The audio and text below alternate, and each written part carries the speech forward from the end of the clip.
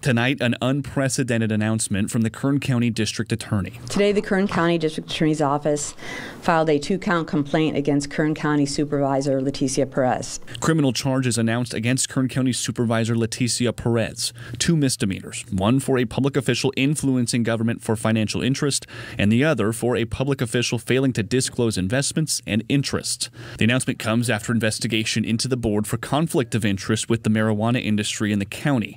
Perez has been the subject of scrutiny because of her husband's role consulting for marijuana businesses through his consulting firm Savage Consulting. Supervisor Mike Maggard was also under investigation, but he will not face charges. The outcome of that investigation revealed no evidence of wrongdoing by Supervisor Maggard. In a statement, Maggard said that he was grateful for the conclusion and added that the justice system now needs to follow up its process to conclusion in order to remove corruption, self-serving influence, and suspicion from our local government. The indictment against Perez signals the first time that conflict of interest charges have been brought against an elected official since Lisa Green has been with the office, spanning 35 years. I've tried many criminal cases. I've never, ever seen a case like this.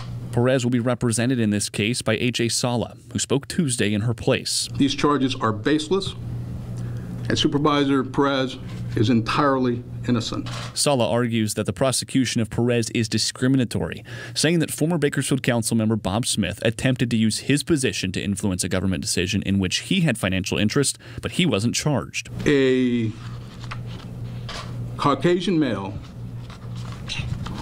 who is politically popular was not prosecuted criminally for the same charge that Supervisor Perez is being accused of violating.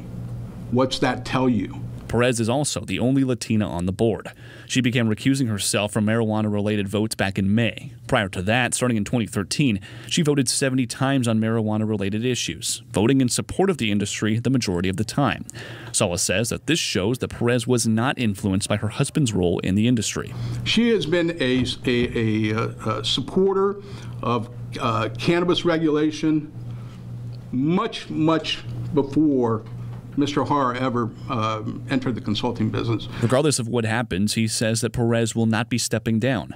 Green also added that these charges would not force her to do so. And when Sala and Green were asked if this is politically motivated, that's possible.